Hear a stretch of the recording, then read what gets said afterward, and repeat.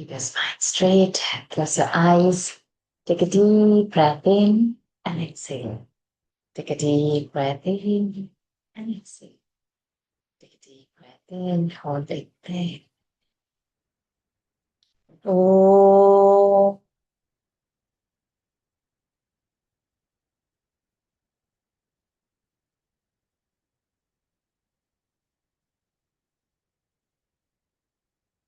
Oh.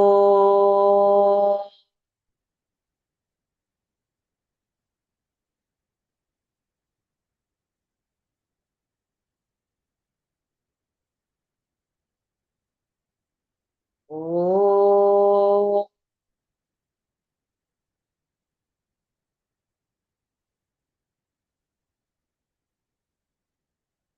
Om Shri Ganeshaya Namaha.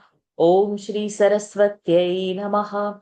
Om Shri Gurubhyo Namaha. Samasta Jana Kalyane Niratam Karunamayam Namami Chinmayam Devam Sadgurum Brahmavidvaram Sadgurum Brahmavidvaram Yoantav Pravishya Mama Vacham Imam Prasuptam Sanjeevayatya Shakti Dharasvadhamna अन्यांश हस्तचरण श्रवणत्वगादीन् प्राणान्नमो भगवते पुरुषाय तुभ्यं प्राणान्नमो भगवते पुरुषाय तुभ्यम् श्रीराम राम रामेति रमे रामे मनोरमे सहस्रनाम तत्तुल्यं राम नाम वरानने आपदामपहर्तारं दातारं सर्वसम्पदां लोकाभिरामं श्रीरामं भूयो भूयो नमाम्यहम् पूजन्तं राम रामेति मधुरं मधुराक्षरम् आरुह्य कविता शाखां वन्दे वाल्मीकिकोकिलम् मनोजवं मारुततुल्यवेगं जितेन्द्रियं बुद्धिमतां वरिष्ठं वातात्मजं वानरयूथमुख्यं श्रीरामदूतं शरणं प्रपद्ये चरितं रघुनाथस्य शतकोटिप्रविस्तरम् एकैकमक्षरं पुंसां महापातकनाशनम्. Pranams to the Lord. Pranams to all the Mahatmas in tonight's Valmiki Ramayana session. We have just begun the 70th Sarga of the Balakanda, and we have finished just 8 verses. So we'll continue from the 9th verse.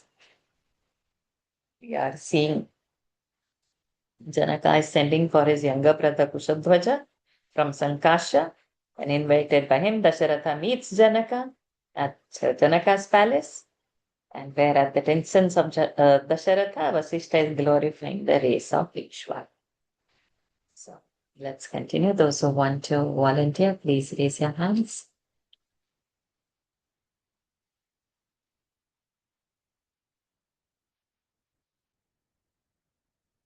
Lalitama.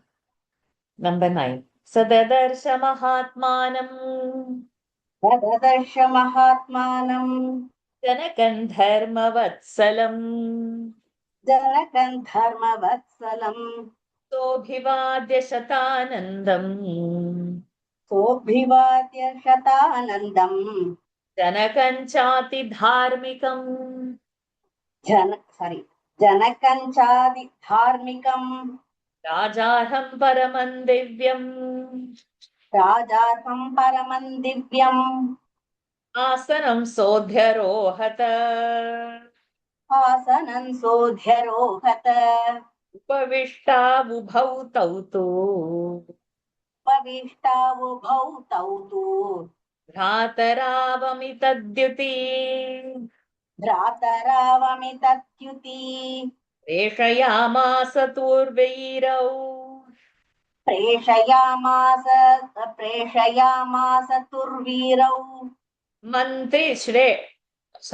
प्रेषयामास तुर्वीरौ प्रेषयामास तुर्वीरौ मन्त्रिश्रेष्ठं सुदामनम् मन्त्रिश्रेष्ठं सुदामनम् गच्छ मन्त्रिपते शीघ्रम् गच्छ मन्त्रिपते शीघ्रम् इक्ष्वाकुममितप्रभम् इक्ष्वाकुमपितप्रभम् आत्मजैः सह दुर्धर्षम् आत्मजैः सह दुर्धर्षम् आनयस्व समन्त्रिणम् आनयस्व समन्त्रिणम् औपकार्यां स गत्वा तु औपकार्यां स गत्वा तु रघूणाङ्कुलवर्धनम् पूर्णाङ्कुलवर्धनम् ददर्श शिरसा चैनम्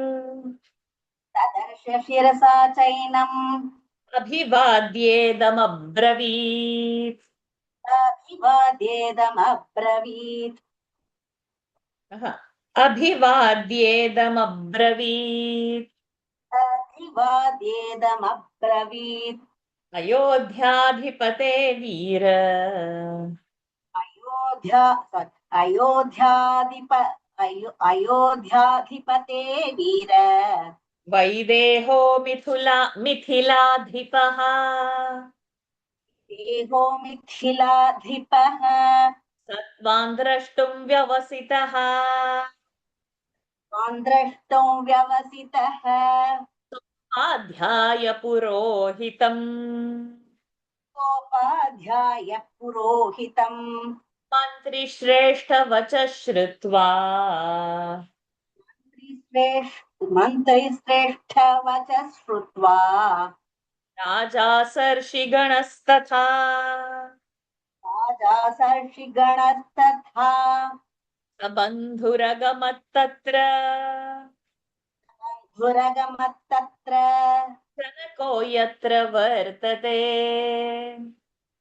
को यत्र वर्तते राजा च मन्त्रिसहितः राजा च मन्त्रिसहितः सोपाध्यायः स बान्धवः उपाध्यायः स बान्धवः वाक्यं वाक्यविदां श्रेष्ठः यौ वाक्यविदां श्रेष्ठः वैदेहमिदमब्रवीत् वैदेहमिदमब्रवीत् विदितन्ते महाराज विदितन्ते महाराज श्वाकुकुलदैवतम्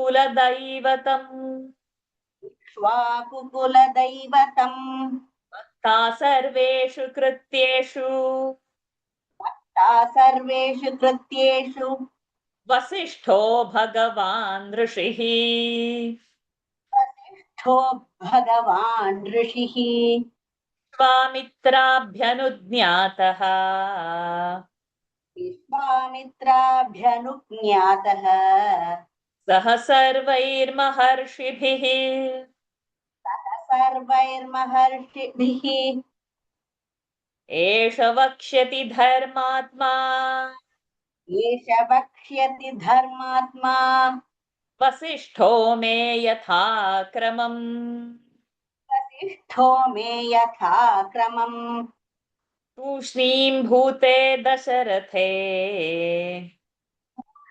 भूते दशरथे वसिष्ठो भगवान् ऋषिः वसिष्ठो भगवान् ऋषिः उवाच वाक्यं वाक्यज्ञः उवाच वाक्यं वाक्यज्ञः वाक्यज्ञः वाक्यज्ञः वैदेहंस पुरोधसम् वैदेहंस पुरोधसम् अव्यक्तप्रभवो ब्रह्मा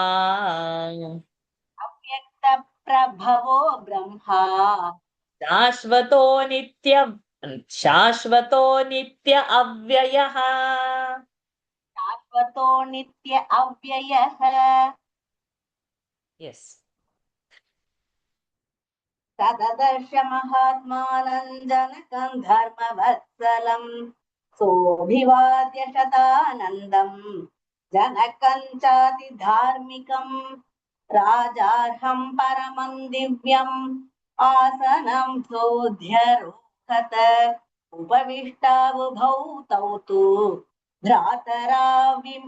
भ्रातरावमितु तत्युती प्रेषयामासु तर्वीरौ मन्त्रिश्रेष्ठौ सुदामनम् गच्छ मन्त्रिपते शीघ्रम् गच्छ मन्त्रिपते शीघ्रम् इक्ष्वाकुममितप्रभम् आत्मजैः सह दुर्धर्षम् आनयस्व समन्त्रिणम्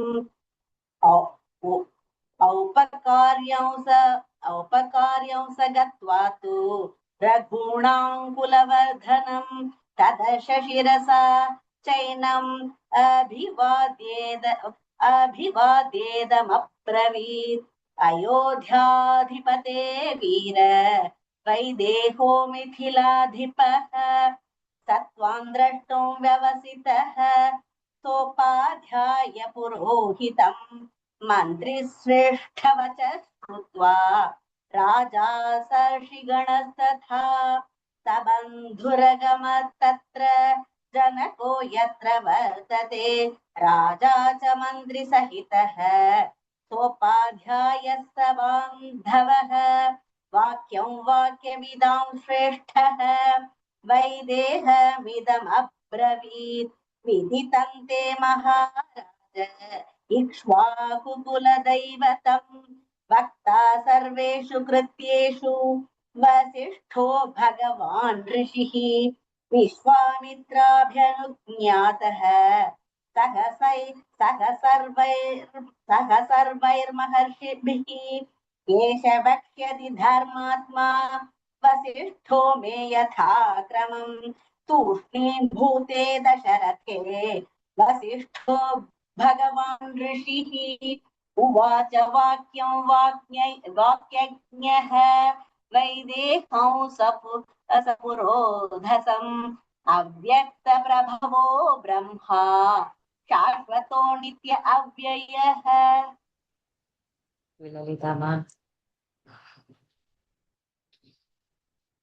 He saw the high-souled Janaka, who was a lover of righteousness, and greeting Shatananda as well as the most pious Janaka, he took his seat on most wonderful throne worthy of kings. Having both sat down, the valiant brothers, who were possessed of infinite glory, called and commanded Sudamna, the foremost of their counselors, in the following words. Proceed quickly, O chief of counselors, to the formidable King Dasharatha, the scion of Ikshvaku, of limitless glory, and bring him along with his sons and counselors.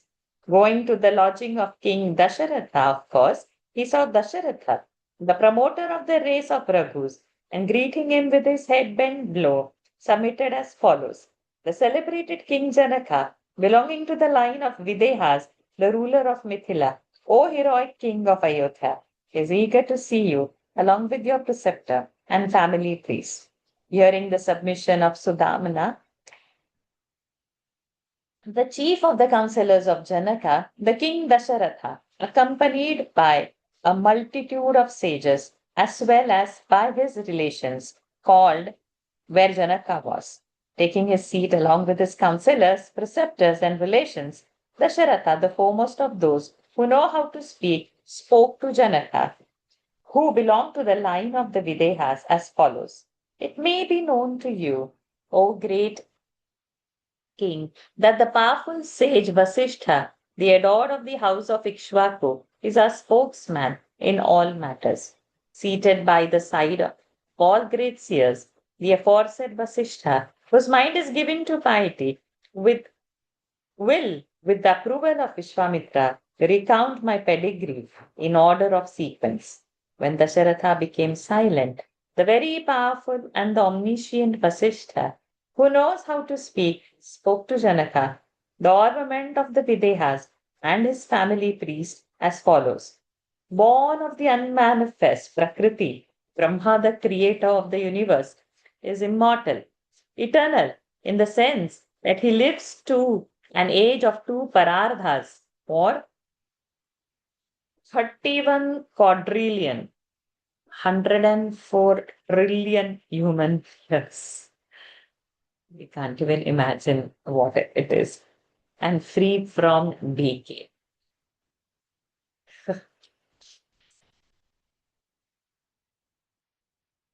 तददर्श महात्मानं जनकं धर्मवत्सलं सोऽभिवाद्य शतानन्दं जनकं चातिधार्मिकं राजार्हं परमं दिव्यम् आसनं सोऽध्यरोहत उपविष्टाबुभौ तौ तु भ्रातरावमितद्युति प्रेषयामास तुर्वीरौ मन्त्रिश्रेष्ठं सुदामनं गच्छ मन्त्रिपते शीघ्रम्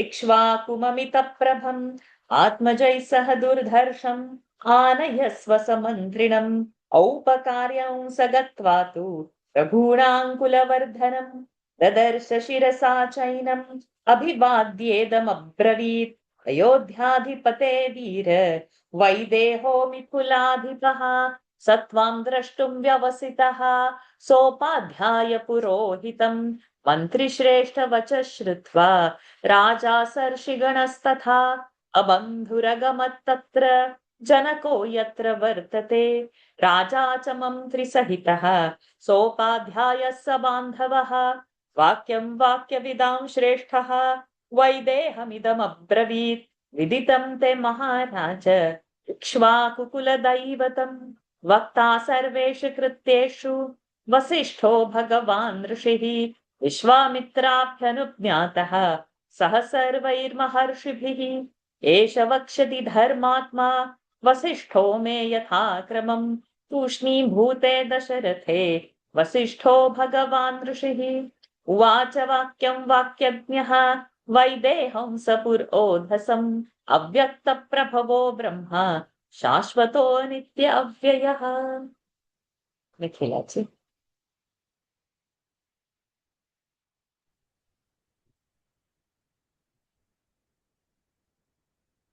तस्मान्मरीचिः सञ्जज्ञे तस्मान्मरीचिः सञ्जज्ञे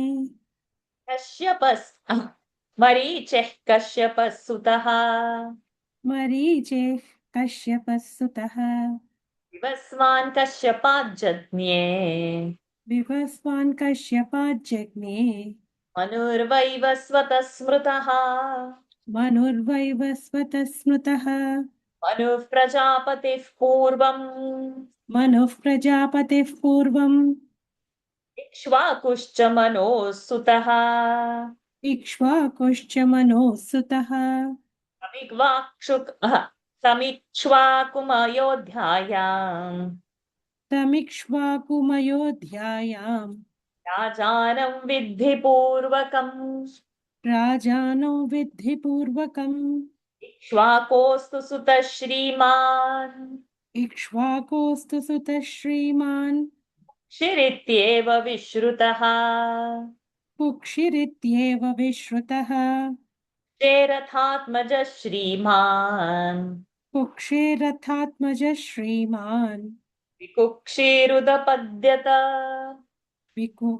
विकुक्षिरुतपद्यत विकुक्षेस्तु महातेजाः विकुक्षेस्तु महातेजाः बाणः पुत्रः प्रतापवान् बाणः पुत्रः प्रतापवान् बाणस्य तु महातेजाः बाणस्य तु महातेजाः अनरण्यः प्रतापवान् अनरण्यः प्रतापवान् अनरण्यात् पृथुर्जज्ञे अनरण्यात् पृथुर्जज्ञे त्रिशङ्कुस्तु पृथोरपि त्रिशङ्कुस्तु पृथोरपि त्रिशङ्कोरभवत्पुत्रः त्रिशङ्कोरभवत्पुत्रः कुन्दुमारो महायशाः दुन्दुमारो महायशाः धुन्दुमारान् महातेजाः दुन्धुमारान् महातेजाः युवनाश्वो महारथः युवनाश्वो महारथः युवनाश्वसुतश्चासी चासीत् सीत् करेक्ट युवनाश्वसुताश्चासीत् सुतश्चासीत् युवनाश्वसुतश्चासीत् मान्धाता पृथिवीपतिः मान्धाता पृथिवीपतिः मान्धातुस्तु सुतः श्रीमान् मान्धातुस्तु सुतः श्रीमान् सुसन्धेरुदपद्यत सुसन्धिरुदपद्यत सुसन्धेरपि पुत्रौ द्वौ सुसन्धेरपि पुत्रौ द्वौ ध्रुवसन्धिः प्रसेनजित् ध्रुवसन्धिः प्रसेनजित् यशस्वी ध्रुवसन्धेस्तु यशस्वी ध्रुवसन्धेस्तु भरतो नाम नामतः भरतो नाम नामतः भरतात्तु महातेजाः भरतात्तु महातेजाः असितो नाम जायत असितो नाम जायत यस्यैते प्रतिराजानः यस्यैते प्रतिराजानः उदपद्यन्त शत्रवः उदपद्यन्त शत्रवः हैहयास्तालजङ्घाश्च हैहयास्तालजङ्घाश्च शूराश्च शशबिन्दवः शूराश्च शशबिन्दवः तांश्च सप्रतियुध्यन् वै तांश्च सप्रतियुध्यन् वै युद्धे राजा प्रवासितः युद्धे राजा प्रवासितः हिमवन्तमुपागम्यम् गम्यम् I have only हिमवन्तमुपागम्य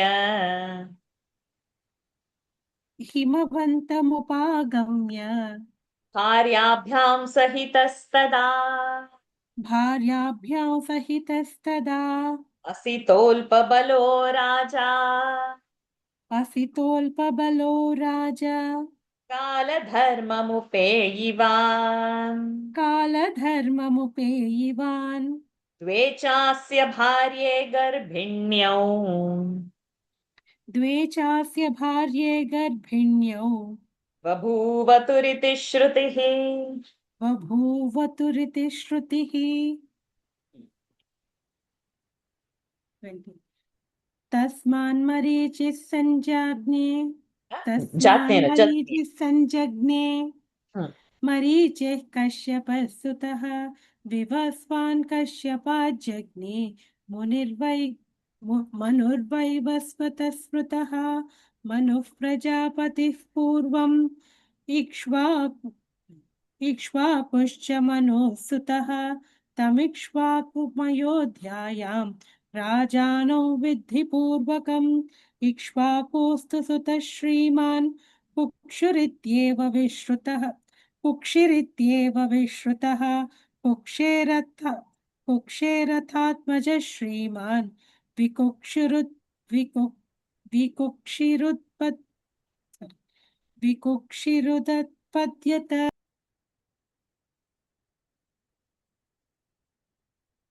You got muted? What happened? Sorry? You got muted. Oh, sorry. विकुक्षेस्तु महातेजाः बाणः पुत्रः प्रतापवान् बाणस्य तु महातेजाः अनरण्यः प्रतापवान् अनरण्यात् पृथुर्जज्ञे त्रिशङ्कुस्तु पृथोरपि त्रिशङ्कोरभवत्पुत्रः दुन्धुमारो महायशाः दुन्धुमारान् महातेजाः युवनाश्वो महारथः युवनाश्वसुतश्चासीत्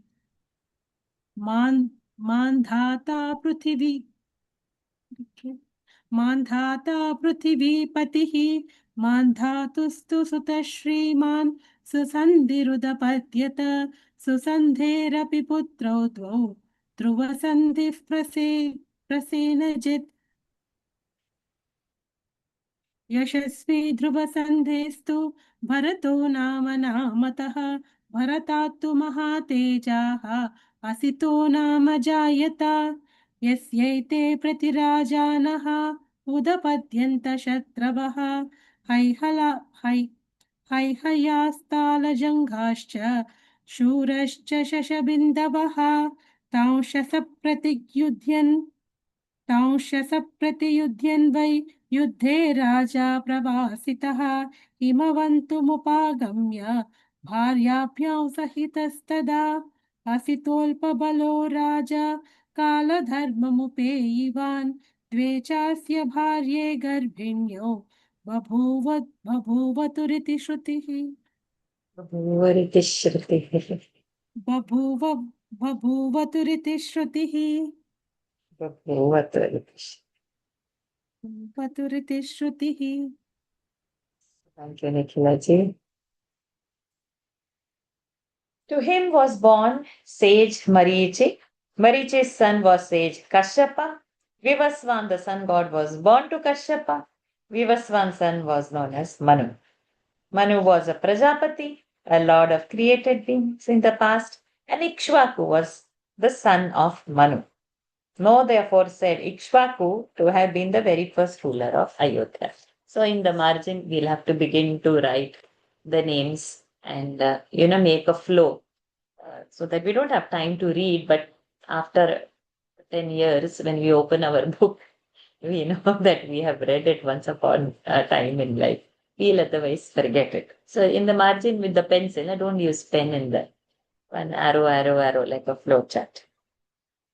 Nay, Ikshvaku's glorious son was widely known by the name of Kukshi, and the illustrious Vikukshi was born as a son to Kukshi. The highly glorious and mighty Bana again was the son of Vikukshi, and even so, Anaranya was the highly glorious and mighty son of Bana.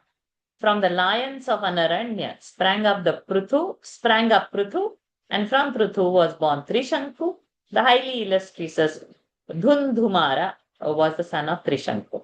From Dhundhumara sprang up the highly glorious Yuvanashva, and of the great Kar warrior and king Mandhata was the son of Yuvanashva.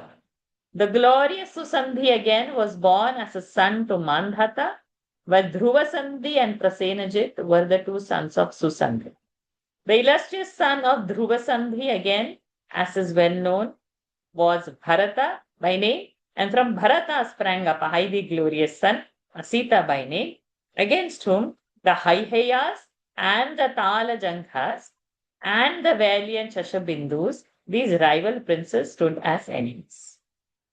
While confronting them in battle, of course, the said king was routed and banished from the kingdom by the enemy, who usurped his throne, retiring to the Himalayas along with his two consorts then. King Asita, who had a small force left with him, met his death, a necessary adjunct of time. His two wives, of course, happened to be ancient at that time, so it is heard. Phew, so long. That's the history. This is history. That's why when they call mythology, I get angry. Mythology is something imaginary. This is itihasa. Itihasa. This is how it was. Means it is history. This is our history. And what are we talking of? The son was Humayun, Humayun's son was this, and this one son was that, and that was Akbar, and this was that. Apart from that, no history is taught. This is our history. You should know this. See the lineage. It's not this 2000 years near. Far. We saw the history of how many tens of thousands of years. This much is our history. It is not there was a stone age and from something and Darwin's theory from a man and that monkey and a man. No, we don't have that. We have rich history. We have rich culture. We have rich Shastra. Of every aspect, physics, chemistry, maths, astrology, astronomy, you take a subject, dance, music, pottery, gardening. Not now. Not 2000 years ago. Not 5000 years ago. Anadi. We are not involved from monkeys.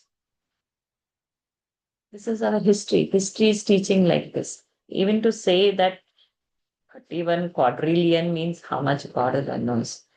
Leave aside the trillions and millions, which is itself is not able to fathom. History is so much where we are stuck. तस्मान् मरीचि संजज्ञे मरीचिः कश्यपसुतः विवस्वान् कश्यपाज्जज्ञे मनुर्वैवस्वतः स्मृतः मनुः प्रजापतिः पूर्वम् इक्ष्वाकुश्च मनोः सुतः तमिक्ष्वाकुमयोध्यायाम् राजानं विद्धि पूर्वकम् इक्ष्वाकोऽस्तु सुतः श्रीमान् कुक्षिरित्येव विश्रुतः कुक्षेरथात्मजः श्रीमान् विकुक्षिरुदपद्यत विकुक्षेस्तु महातेजाः बाणः पुत्रः प्रतापवान् बाणस्य तु महातेजाः अनरण्यः प्रतापवान् अनरण्यात् पृथुर्जज्ञे त्रिशङ्कुस्तु पृथोरपि त्रिशङ्कोरभवत्पुत्रः धुन्धुमारो महायशाः धुन्धुमारान् महातेजाः युवनाश्वो महारथः युवनाश्वसुतश्चासी मान्धाता पृथिवीपतिः मान्धातुस्तु सुतः श्रीमान् सुसन्धेरुदपद्यत सुसन्धेरपि पुत्रौ द्वौ ध्रुवसन्धिः प्रसेनजित् यशस्वी ध्रुवसन्धेस्तु भरतो नाम नामतः भरतात्तु महातेजाः असितो नाम जायत यस्यैते प्रतिराजानः उदपद्यन्त शत्रवः हैहयास्तालजङ्घाश्च शूराश्च शशबिन्दवः कांशसप्रतियुध्यन् वै युद्धे राजा प्रवासितः हिमवन्तमुपागम्य भार्याभ्यां सहितस्तदा असितोऽल्पबलो राजा कालधर्ममुपेयिवान् द्वेजास्य भार्ये गर्भिण्यौ बभूवतुरिति श्रुतिः. राधा कृष्ण.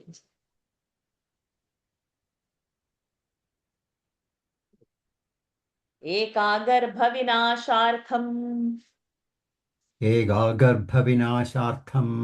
सपत्न्यै सगरं ददौ सपत्यै सगरं ददौ ततः शैलवरे रम्ये ततः शैलवरे रम्ये बभूवाभिरतो मुनिः बभूवाभिरतो मुनिः भार्गवश्च वनो नाम भार्गवश्च वनो नाम हिमवन्तमुपाश्रितः हिमवन्तमुपाश्रितः तत्र चैका महाभागा तत्र चैगा महाभागा भार्गवं देववर्चसम् भार्गवं देववर्चसम् ववन्दे पद्मपत्राक्षी ववन्दे पद्मपत्राक्षी काङ्क्षन्ती सुतमुत्तमम् काङ्क्षन्ती सुतमुत्तमम् तं ऋषिं साभ्युपागम्य तं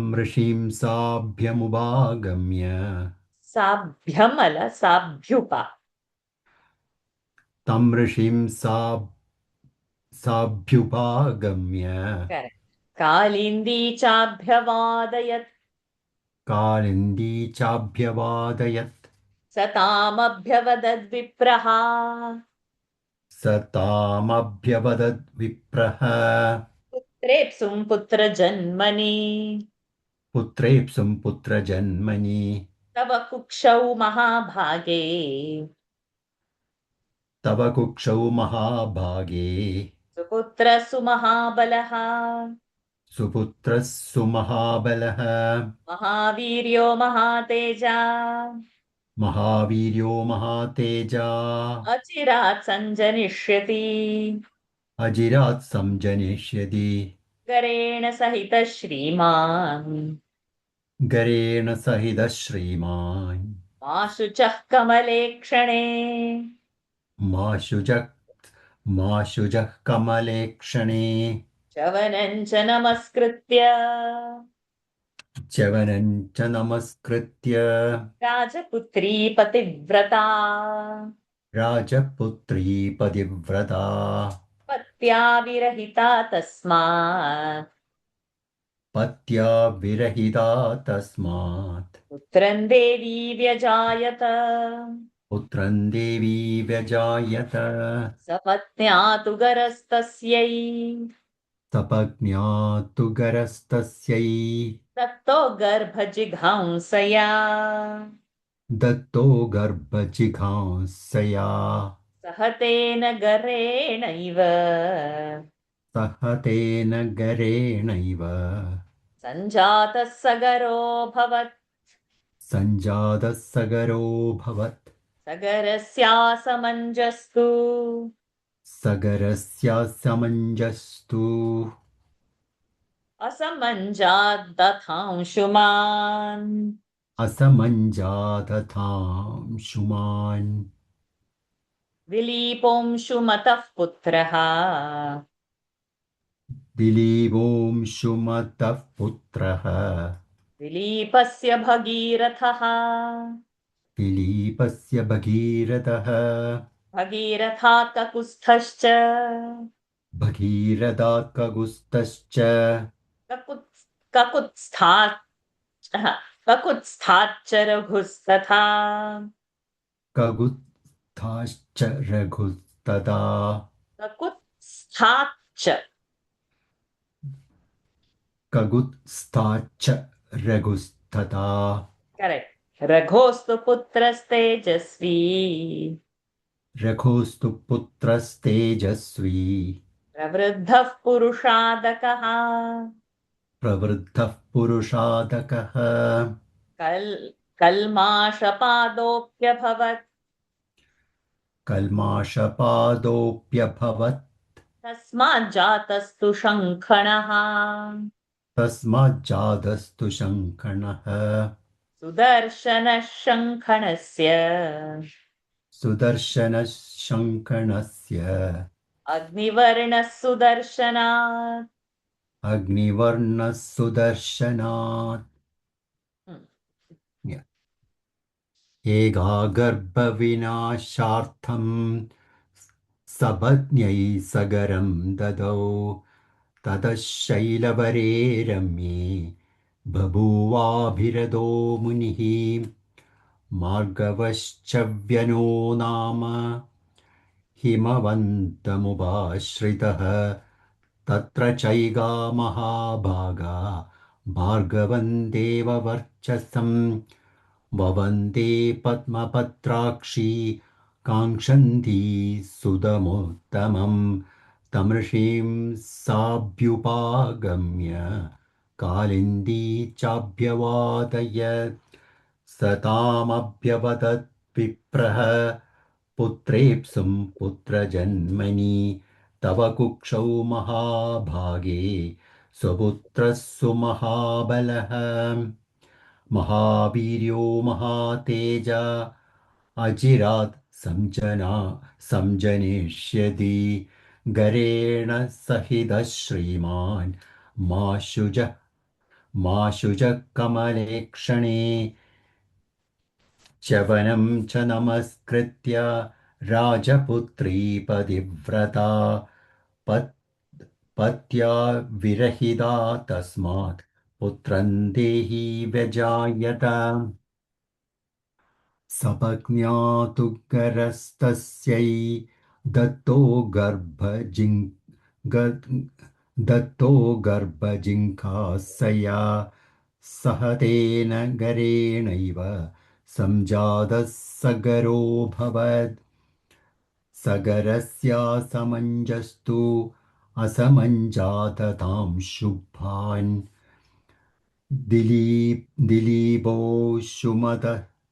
दिलीपो सुमदः पुत्रः दिलीपस्य भगीरथः भगीरात्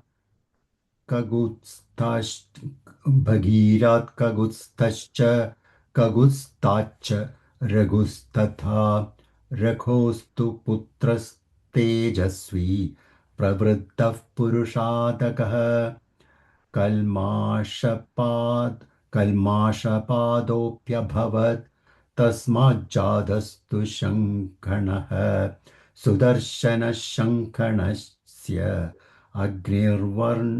अग्निर्वर्णः सुदर्शनात् Thank you, Radha Krishnan ji. One of them gave food mixed with poison to her co-wife in order to get rid of her fetus. At that time, an ascetic, Chavana by name, a descendant of sage Bhrigu, who had taken up his abode on the Himalayas, got enamored of that delightful and excellent peak and made his appearance there. Desirous of bearing an excellent son, one of those two widows, the highly blessed Kalindi, who had been given poison with food by her co-wife, and who had eyes big as petal of lotus, saluted Chavana, a scion of Bhrigu, who possessed the splendor of God. Nay, approaching the aforesaid seer, she greeted him once more. As regards the birth of a son to her, the aforesaid Brahmana said to her, eager as she was to have a healthy son, from your womb, O highly fortunate lady, will be born with poison not long afterwards, a noble and a charming son, possessing unique strength, exceedingly powerful, and highly glorious. Do not grieve, O lotus-eyed lady. Having saluted Chavana, the widowed princess, who was solely devoted to her husband, returned to her cottage, and through the grace of the sage, the glorious lady safely delivered a son. Poison was administered to her by her co-wife. It will be remembered, with the intention of killing the fetus. The boy was named Sagara, inasmuch as he was born along with that very poison. Garena saha Sagara. It's not Sagar, which is ocean. Gara. Gara is Visha.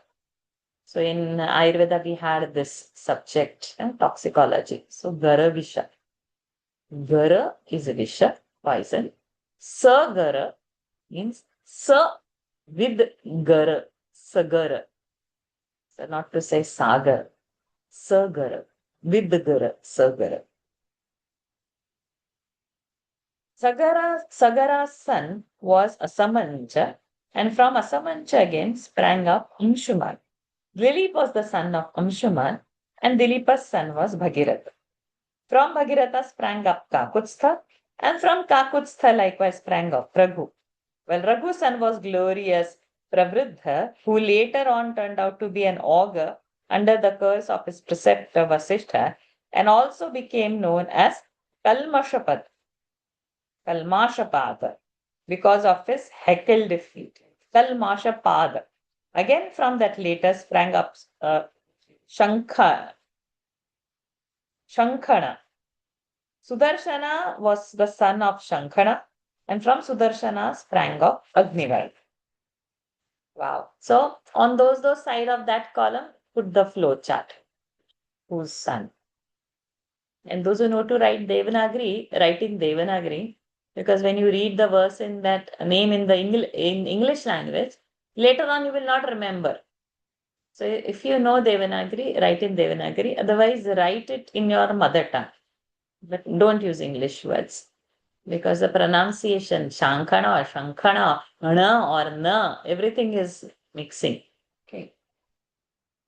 एकागर्भविनाशार्थं सपत्न्यै सगरं ददौ ततः शैलवरे रम्ये बभूवाभिरतो मुनिः भार्गवश्च वनो नाम हिमवन्तमुपाश्रितः तत्र चैका महाभागा भार्गवं देववर्चसं ववन्दे पद्मपत्राक्षी काङ्क्षन्ती सुतमुत्तमं तं ऋषिं साभ्युपागम्य कालिन्दी चाभ्यवादयत् सतामभ्यवदद्विप्रः पुत्रेप्सुं पुत्रजन्मनि तव कुक्षौ महाभागे सुपुत्र सुमहाबलः महावीर्यो महातेजा नचिरात् सञ्जनिष्यति गरेण सहित श्रीमान् मा शुचः कमले क्षणे चवनं च नमस्कृत्य राजपुत्री पतिव्रता पप्त्या विरहिता तस्मात् पुत्रं देवी व्यजायत सपत्न्या तु गरस्तस्यै दत्तो गर्भजिघांसया सह तेन गरेणैव सञ्जातः सगरोऽभवत् सगरस्यासमञ्जस्तु असमञ्जादथांशुमान् दिलीपोऽंशुमतः पुत्रः दिलीपस्य भगीरथः भगीरथात् ककुत्स्थश्च ककुत्स्थाच्च रघुस्तथा रघोस्तु पुत्रस्तेजस्वी प्रवृद्धः पुरुषादकः कल्माषपादोऽप्यभवत् तस्माज्जातस्तु शङ्खणः सुदर्शनः शङ्खणस्य Agnivarna Sudarshana. Lataji.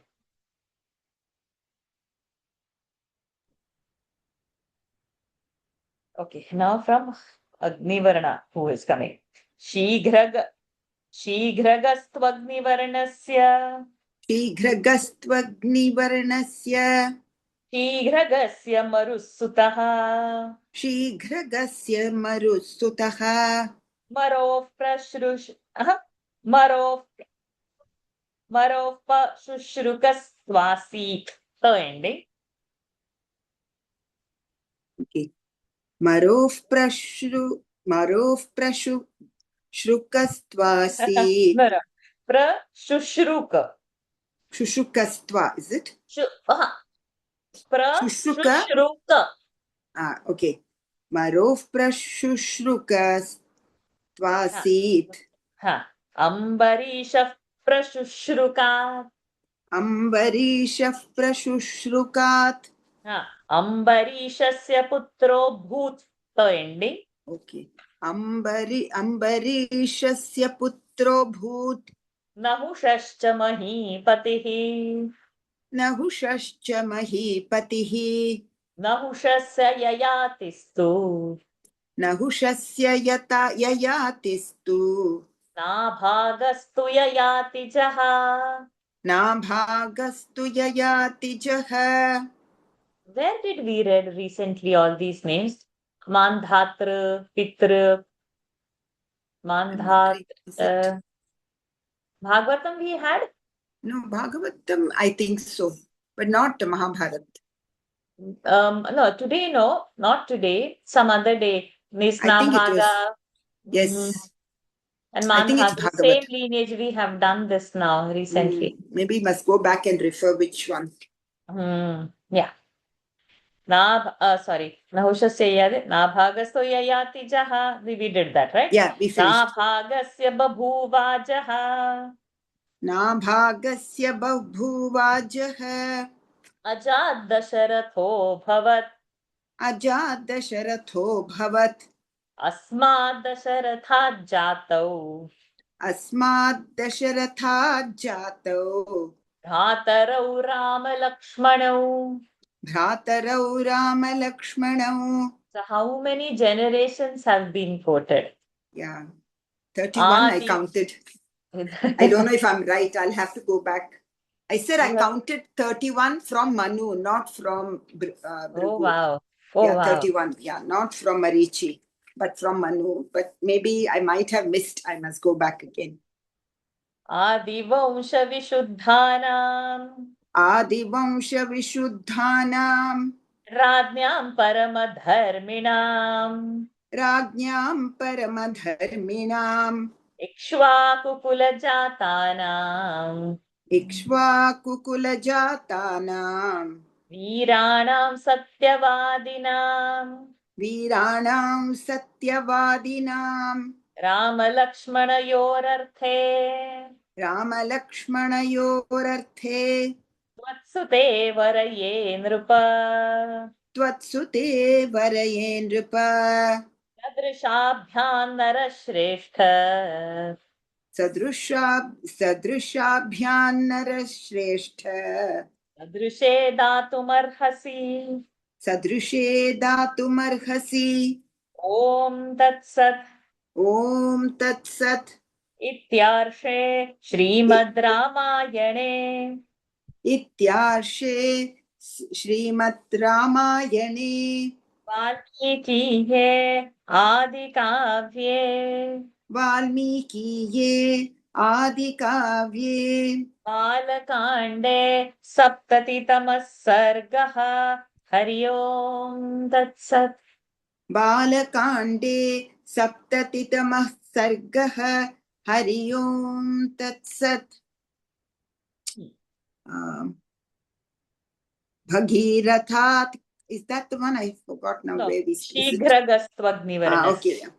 Shighragastvagnivarnasya Shighragasya marusutah marof prashushrukastvasit ambarishav prashushrukat.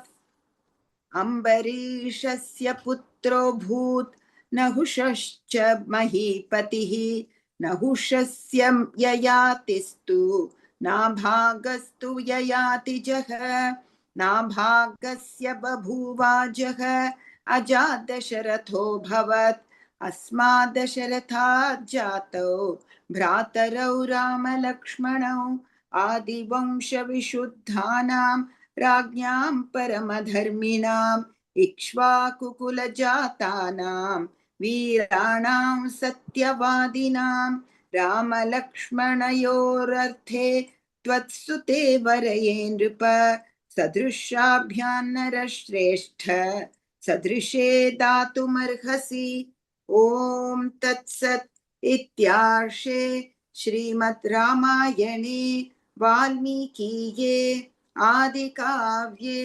बालकाण्डे सप्ततिमः सर्गः हरि ओम तत्सत् Saptatitama. It's not Saptatitimai. Right? Tama. Oh, did I say sapti? No, saptitama. Oh, Saptatitama. saptati. Oh, yeah. Oh, yeah, I forgot. Saptatitama. Thanks. Yes, saptatitama. Where we are? Shigraga was the son of Agnivarna, and Shigraga's son was Maru. Maru's son was Prashushruka, while from Prashushruka sprang up Ambarisha. Ambarisha's son again was King Nahusha. Nahusha's son was Yayati, while Nabhaga was son of Yayati. Nabhaga's son was Aja. From Aja sprang up Dasharatha. To this Dasharatha, present before you, were born the two brothers, Ram and Lakshmana, and along with their two brothers, Bharata and Shatrughan. On behalf of King Dasharatha, as his family priest, I sue for your two daughters, O protector of men, for the sake of Sri Ram and Lakshman, belonging as they do to the line of exceedingly pious, valiant and truthful monarchs, born in the race of Ikshvaku, and absolutely pure of descent from the very beginning. Be pleased, O jewel among men, to give away your worthy daughters to the two equally worthy princes. Thus ends Canto 70 in the Balakanda of glorious Ramayana of Valmiki, the work of a rishi and the oldest epic. Shigragastwadmivarnasya Shigragasya Marusutaha Maro Prashrushrukastvasi Ambarisha Prashushrukat Ambarishasya putro bhut Nahushascha mahipatihi Nahushasya yayatistu Nabhagastu yayatijaha Nabhagasya babhuvajaha Ajad dasharatho bhavat Asmad dasharathat jatau Bhratarau Ramalakshmanau Adivamsha vishuddhanam Radnyam paramadharminam Ikshvakukulajātānam Vīrānam satyavādinam Ramalakshmanayorarthe त्वत्सुते वरये नृप सदृशाभ्यां नरश्रेष्ठ सदृशे दातुमर्हसि ओम तत्सत् इत्यार्षे श्रीमद् रामायणे वाल्मीकीये आदिकाव्ये बालकाण्डे सप्ततितमः सर्गः हरि ओम तत्सत्. Bring this chapter to him. Let's enter the next chapter. एकसप्ततितमः सर्गः. एवं ब्रुवाणं जनकः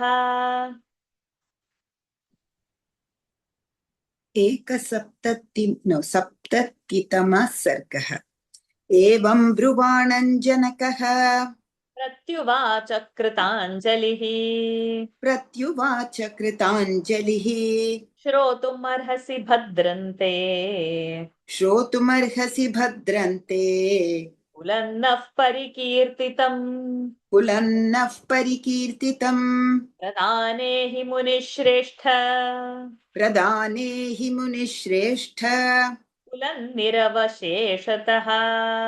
कुलन्निरवशेषतः वक्तव्यं कुलजातेन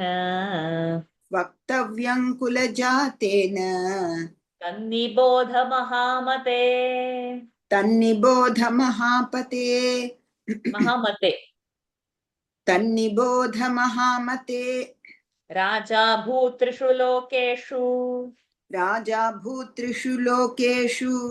विश्रुतस्वेन कर्मणा Nimih Paramadharmatma निमिः परमधर्मात्मा Sarvasattvavatam Vara Sarvasattvavatam Varaha सर्वसत्त्ववतां वरः Tasya Putro Mithirnama तस्य पुत्रो मिथिर्नाम Janako Mithi Putrakaha जनको मिथि पुत्रकः Prathamo Janako Raja प्रथमो जनको राजा Janakadapyudavasuhu जनकादप्युदावसुः Udavasostu Dharmatma उदावसोऽस्तु धर्मात्मा Jato Vainandivardhanaha जातो वै नन्दिवर्धनः Nandivardhasutah Shuraha नन्दिवर्धसुतः शूरः Keturnama Namataha सुकेतुर्नाम नामतः Ketorapi Dharmatma सुकेतोरपि धर्मात्मा Devarato Mahabalaha देवरातो महाबलः Devaratasya Rajarshehe देवरातस्य राजर्षेः Bruhadratha iti smrutaha अबृहुर् अबृहद् Abruhadana, not Oh. Bruhadratha. it is then how do you say that? Can you repeat? Bruhadratha. Oh, so after the visarga is bruhadratha iti smritaha. Bruhadrathasya shuro bhoot. Bruhadrathasya shurohu shuroho. Shuro bhoot. Oh, okay. Okay. Bruhadrathasya shuro bhoot. Mahavira pratapavan. Mahavirah pratapavan. Mahavirasya dhritiman. Mahavirasya dhritiman. Sudhriti satya vikramaha. Sudhriti satya vikramaha. Okay, you can do these 7. एवं ब्रुवाणाञ्जनकः प्रत्युवाच कृताञ्जलिः श्रोतुमर्हसि भद्रन्ते कुलन्नः परिकीर्तितं प्रदाने हि मुनिश्रेष्ठ कुलन्निरवशेषतः वक्तव्यं कुलजातेन तन्निबोध महामते राजा भूत्रिषु लोकेषु विश्रुतस्वेन कर्मणा निमिः परमधर्मात्मा सर्वसत्त्ववतां वरः तस्य पुत्रो मिथिर्नाम जनको मिथिपुत्रकः प्रथमो जनको राजा जनकादप्युदावसुः उदावसोऽस्तु धर्मात्मा जातो वै नन्दिवर्धनः नन्दिवर्धः सुतः शूरः सुकेतुर्नाम नामतः सुकेतोरपि धर्मात्मा देवरातो महाबलः देवरातस्य राजर्षेः बृहद्रथ इति स्मृतः बृहद्रथस्य शूरोऽभूत् महावीरः प्रतापवान् महावीरस्य धृतिमान् सुधृतिः सत्यविक्रमः. Thank you, Lataji. We have finished time, but we are going to do another 10-15 verses, okay? To Vasishtha, who was speaking as aforesaid, Janaka with folded hands replied as follows. Be pleased to hear our genealogy, which is going to be recounted by us. May God bless you. On the eve of giving away one's daughter to a bridegroom, O jewel among sages, one's pedigree must be exhaustively recited by one coming of a respectable family. Therefore, hear my pedigree as is being narrated by us, O Brahmana of great wisdom. There was most pious-minded king Nimi by name, who was the foremost of all powerful men and celebrated in all the 3 worlds for his deeds. His son was Mithi by name. Mithi's son was Janaka, the first ruler bearing the title of Janaka. Janaka again sprang up Udavasu. From Udavasu indeed sprang up Nandivardhana, whose mind was really given to piety. Nandivardhana's gallant son, as is well known, was Suketu by name. From Suketu again sprang up pious-minded and very mighty Devarata. The son of the royal sage of Devarata was known as Brihadratha. The gallant and glorious Mahavira was the son of Brihadratha. Mahavira's steadfast and truly valiant son was Sudhriti. एवं ब्रुवाणं जनकः प्रत्युवाच कृताञ्जलिः श्रोतुमर्हसि भद्रन्ते कुलन्नः परिकीर्तितं प्रदाने हि मुनिश्रेष्ठ कुलं निरवशेषतः वक्तव्यं कुलजातेन तन्निबोध महामते राजा भूतृषु लोकेषु विश्रुतस्वेन कर्मणा निमिः परमधर्मात्मा सर्वसत्त्ववतां वरः तस्य पुत्रो मिथिर्नाम जनको मिथिपुत्रकः प्रथमो जनको राजा जनकादप्युदावसुः उदावसोऽस्तु धर्मात्मा जातो वै नन्दिवर्धनः नन्दिवर्धसुतः शूरः सुकेतुर्नाम नामतः सुकेतोरपि धर्मात्मा देवरातो महाबलः देवरातस्य राजर्षेः बृहद्रथ इति स्मृतः बृहद्रथस्य शूरोऽभूत् महावीरः प्रतापवान् महावीरस्य धृतिमान् सुधृतिः सत्यविक्रमः सुधृतेरपि धर्मात्मा धृष्टकेतुः सुधार्मिकः धृष्टकेतोश्च राजर्षेः हर्यश्व इति विश्रुतः sorry Satyavikrama up till there only. Eighth one we have to do now. Sajeev ji will do that.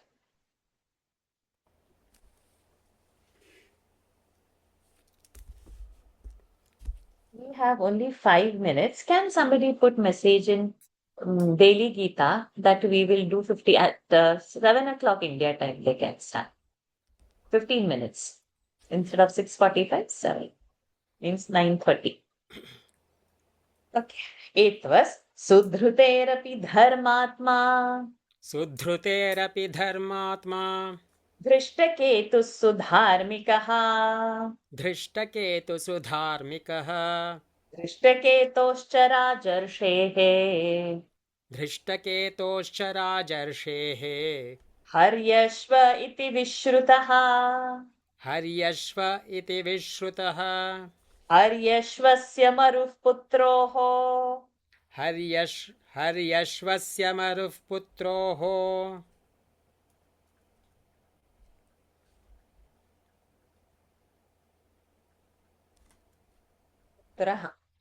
हर्यश्वस्य मरुः पुत्रः. हर्यश्वस्य मरुः पुत्रः मरोः पुत्रः प्रतीन्धकः. मरोः पुत्रः प्रतीन्धकः प्रतीन्धकस्य धर्मात्मा. प्रतीन्धकस्य धर्मात्मा राजा कीर्तिरथः सुतः. राजा कीर्तिरथः सुतः पुत्रः कीर्तिरथस्यापि. पुत्रः कीर्तिरथस्यापि देवमीढ इति स्मृतः. देवमीढ इति स्मृतः देवमीढस्य विबुधः. देवमीढस्य विबुधः विबुधस्य महीध्रकः. विबुधस्य महीध्रकः महीध्रकसुतो राजा. महीध्रकसुतो राजा कीर्तिरातो महाबलः. कीर्तिरातो महाबलः कीर्तिरातस्य राजर्षेः. कीर्तिरातस्य राजर्षेः महारोमा व्यजायत. महारोमा व्यजायत महारोमणस्तु धर्मात्मा. महारोम्नस्तु धर्मात्मा स्वर्णरोमा व्यजायत. स्वर्णरोमा व्यजायत स्वर्णरोमणस्तु राजर्षेः. स्वर्णरोम्नस्तु राजर्षेः ह्रस्वरोमा व्यजायत. ह्रस्वरोमा व्यजायत तस्य पुत्रद्वयं राज्ञः. तस्य पुत्रद्वयं राज्ञः धर्मज्ञस्य महात्मनः. धर्मज्ञस्य महात्मनः ज्येष्ठोऽहमनुजो भ्राता ज्येष्ठोऽहमनुजो भ्राता मम वीरः कुशध्वजः मम वीरः कुशध्वजः मां तु ज्येष्ठं पिता राज्ये मां तु ज्येष्ठं पिता राज्ये सोऽभिषिच्य नराधिपः सोऽभिषिच्य नराधिपः कुशध्वजं समावेश्य कुशध्वजं समावेश्य भारं मयि वरङ्गतः भारं मयि वनङ्गतः वृद्धे पितरि स्वर्याते वृद्धे पितरि स्वर्याते धर्मेण धुरमावहम् धर्मेण दुर्धुरमावहम् भ्रातरं देव सङ्काशम् भ्रातरं देव सङ्काशम् स्नेहात् पश्यन् कुशध्वजम् स्नेहात् पश्यन् कुशध्वजम्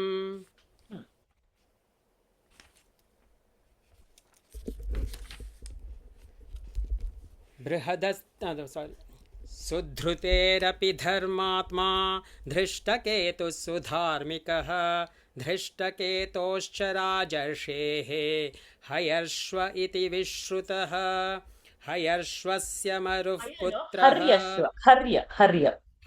हर्यश्वस्य मरुः पुत्रः मरोः पुत्रः प्रतीन्धकः प्रतीन्धकस्य धर्मात्मा राजा कीर्तिरथः सुतः पुत्रः कीर्तिरथस्यापि देवमीढ इति स्मृतः देवमीढस्य विबुधः विबुद्धस्य महीध्रकः महीध्रकः सुतो राजा कीर्तिरातो महाबलः कीर्तिरातस्य राजर्षेः महारोमा व्यजायत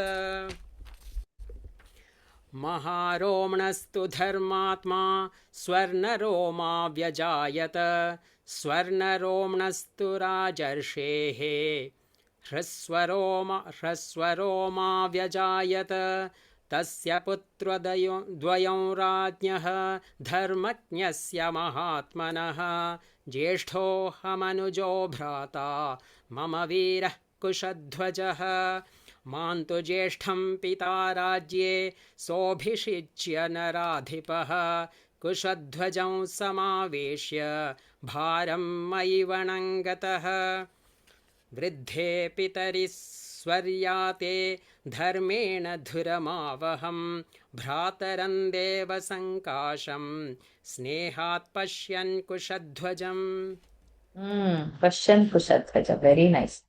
So, Sudhriti's son again was the highly pious Dhrishtaketu, whose mind was given to righteousness, and the son of the royal sage Dhrishtaketu was widely known by the name of Haryashva. Haryashva's son was Maru, Maru's son was Pratindhaka, and Pratindhaka's pious-minded son was King Kirtiratha. Kirtiratha's son again was known as Devamidha, Devamidha's son was Vibudha, and Vibhuda's Mahidraka. Mahidraka's son was mighty king Kirtiratha. Maharoma was born as the son of royal sage of Kirtiratha, and from Maharoma indeed sprang up pious-minded Swarnaroma, and from the royal sage Swarnaroma sprang up Swasvaroma. A couple of sons were born to that high-souled king who knew what is right, myself being the elder and my valiant brother Kushadhvaja the younger. Installing me and the elder one on the throne and entrusting Kushadhvaja to me as my charge, the king, my father, retired to the forest. My aged father having ascended to heaven, I bore the burden of kingship, but by him put by him on my shoulders in conformity with the principles of righteousness, looking after with affection my brother Kushadhvaja, who shines like God. सुधृतेरपि धर्मात्मा धृष्टकेतुः सुधार्मिकः धृष्टकेतोश्च राजर्षेः हर्यश्व इति विश्रुतः हर्यश्वस्य मरुः पुत्रः मरोः पुत्रः प्रतीन्धकः प्रतीन्धकस्य धर्मात्मा राजा कीर्तिरथः सुतः पुत्रः कीर्तिरथस्यापि देवमीढ इति स्मृतः देवमीढस्य विबुधः विबुधस्य महीध्रकः महीध्रकसुतो राजा कीर्तिरातो महाबलः कीर्तिरातस्य राजर्षेः महारोमा व्यजायत महारोम्णस्तु धर्मात्मा स्वर्णरोमा व्यजायत स्वर्णरोम्णस्तु राजर्षेः ह्रस्वरोमा व्यजायत तस्य पुत्रद्वयं राज्ञः धर्मज्ञस्य महात्मनः ज्येष्ठोऽहमनुजो भ्राता मम वीरः कुशध्वजः मां तु ज्येष्ठं पिता राज्ये सोऽभिषिच्य नराधिपः कुशध्वजं समावेश्य हारं मयि वनङ्गतः वृद्धे पितरि स्वर्याते धर्मेण धुरमावहम् भ्रातरं देवसङ्काशं स्नेहात् पश्यन् कुशध्वजम् कस्यचित्त्वथ कालस्य साङ्काश्यादागतः पुरात् साङ्काश्यादागतः पुरात् धन्वा वीर्यवान् राजा सुधन्वा वीर्यवान् राजा मिथिलामवरोधकः स च मे प्रेषयामास दैवं धनुरनुत्तमम् सीता च कन्या पद्माक्षी मह्यं वै दीयतामिति तस्या प्रदानान्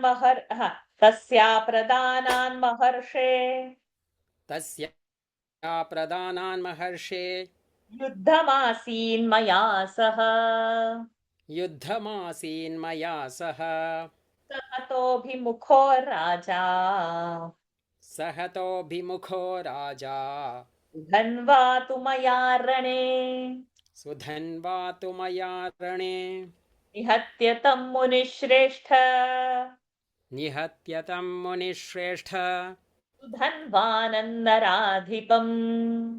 सुधन्वानन्नराधिपम् साङ्काश्ये भ्रातरं शूरम् अभ्यषिञ्चं कुशध्वजम् कनीयानेश मे भ्राता अहं ज्येष्ठो महामुने ददामि परमप्रीतः वद्भौ ते मुनिपुङ्गव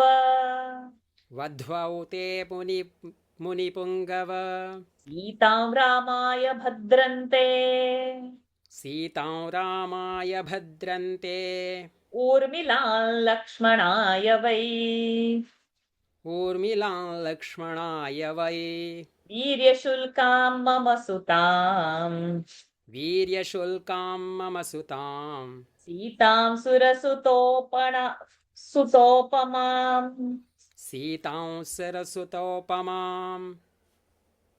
द्वितीयामूर्मिलां चैव त्रिर्वदामि न संशयः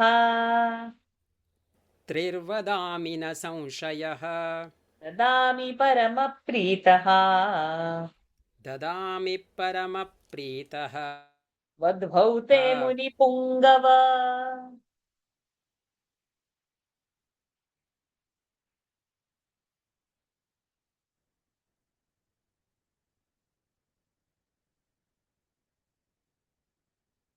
हरि ओम्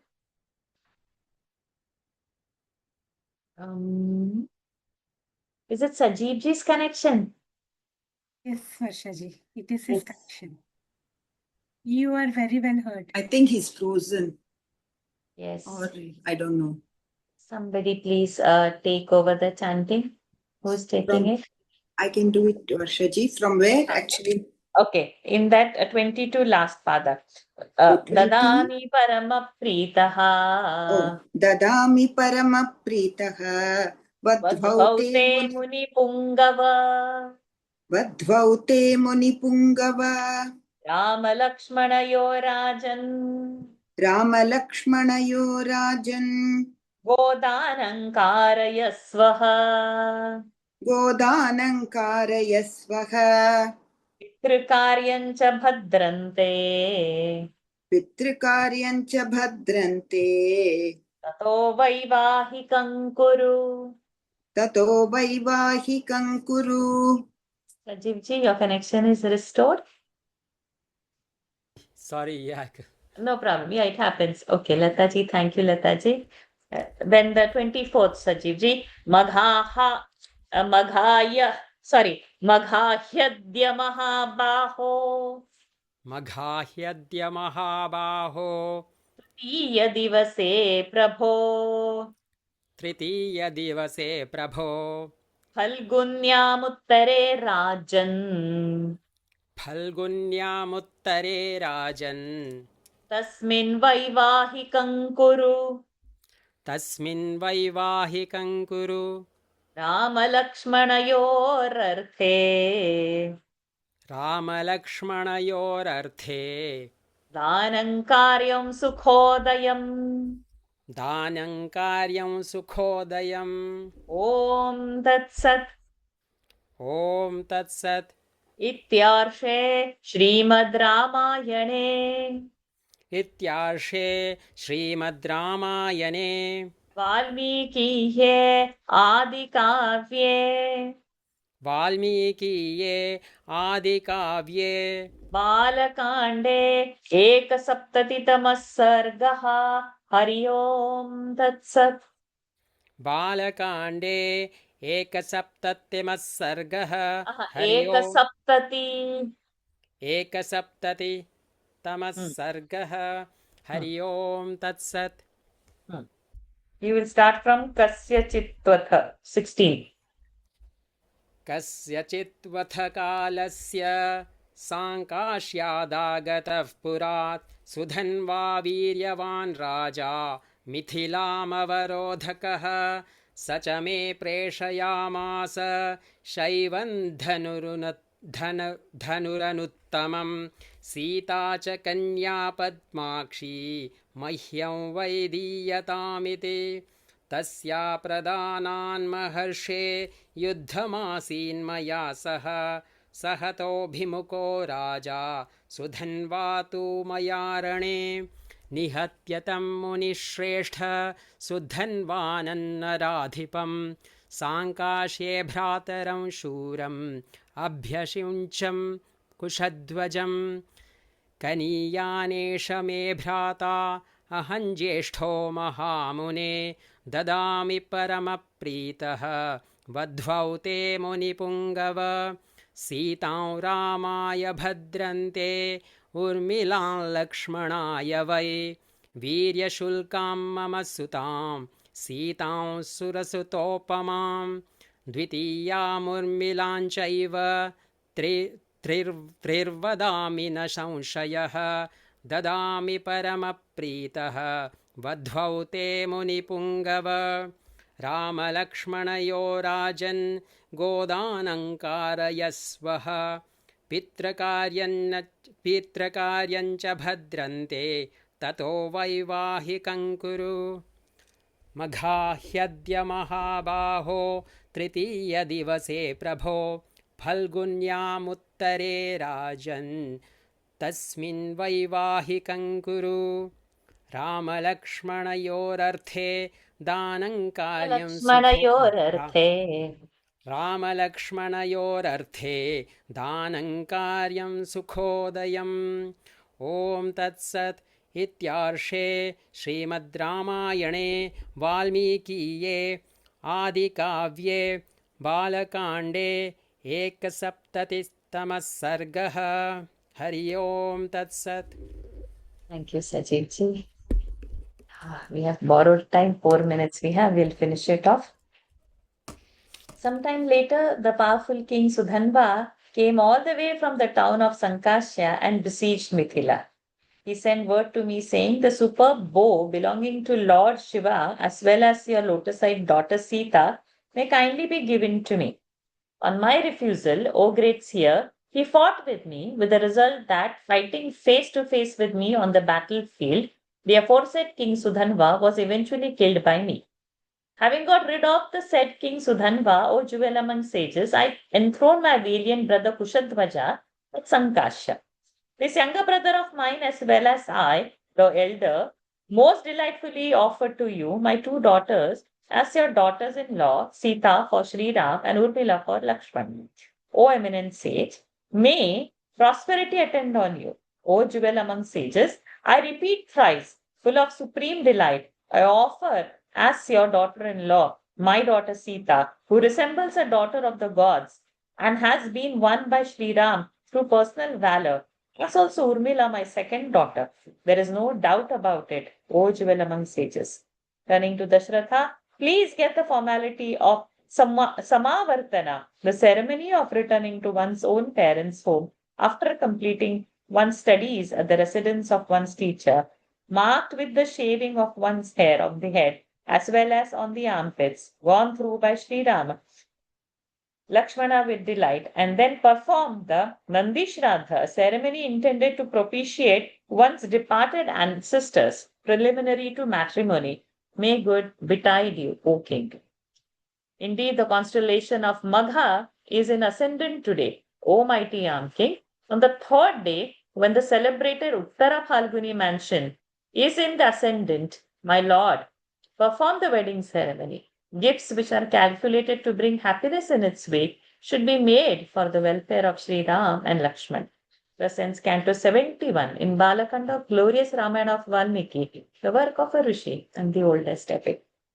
कस्यचित्त्वथकालस्य साङ्काश्यादागतः पुरा सुधन्वा वीर्यवान् राजा मिथिलामवरोधकः स च मे प्रेषयामास शैवं धनुरनुत्तमं सीता च कन्या पद्माक्षी मह्यं वै दीयतामिति तस्या प्रदानान् महर्षे युद्धमासीन् मया सह स हतोऽभिमुखो राजा सुधन्वा तु मया रणे निहत्य तन्मुनिश्रेष्ठ सुधन्वानन्दराधिपम् साङ्काश्ये भ्रातरं शूरम् अभ्यषिञ्चन् कुशध्वजम् कनीयानेश मे भ्राता अहं ज्येष्ठो महामुने ददामि परमप्रीतः वध्वौ ते मुनिपुङ्गव सीतां रामाय भद्रन्ते ऊर्मिलां लक्ष्मणाय वै वीर्यशुल्कां मम सुतां सीतां सुरसुतोपमाम्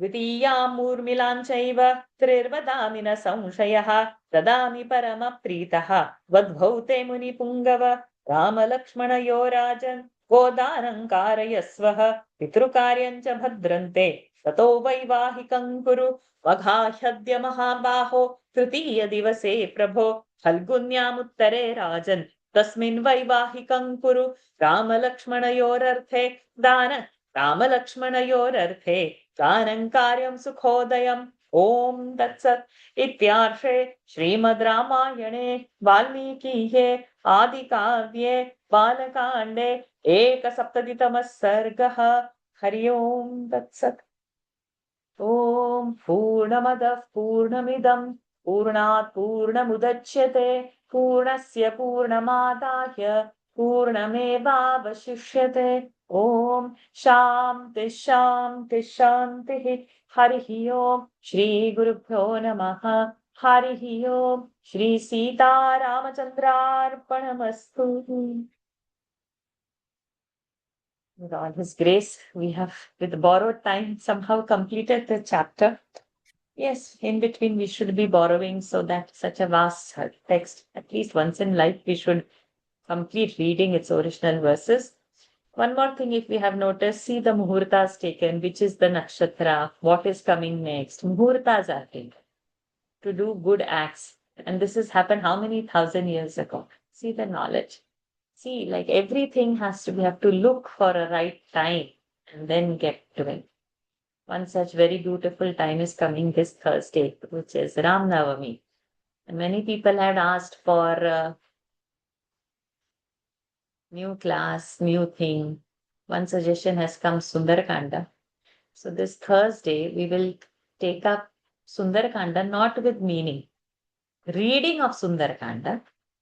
Because Ramnavami is on Thursday, we will start on Thursday. Lataji told me that Ushaji's class is there, so we can continue on that. Then we'll move it to Tuesday. First class, let it be on Ramnavami's day.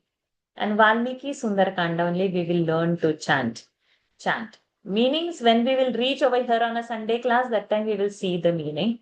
But we can do Sundarakanda Parayana. We'll go on the fast track over there and complete Sundarakanda, doing every Tuesday. So when she told me in this previous class of Mahabharata, then this thought has evolved that we'll have a Tuesday class. But let us have the inaugural class on Thursday. I'm not sure how many of you all would be interested in doing a Sundarakanda Parayana.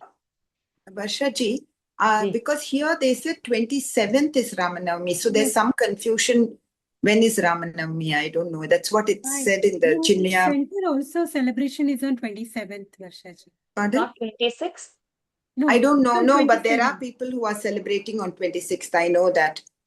But Swamiji is celebrating on 27th in the center here. Okay. So then can I just check now 26th or 27th what to take it?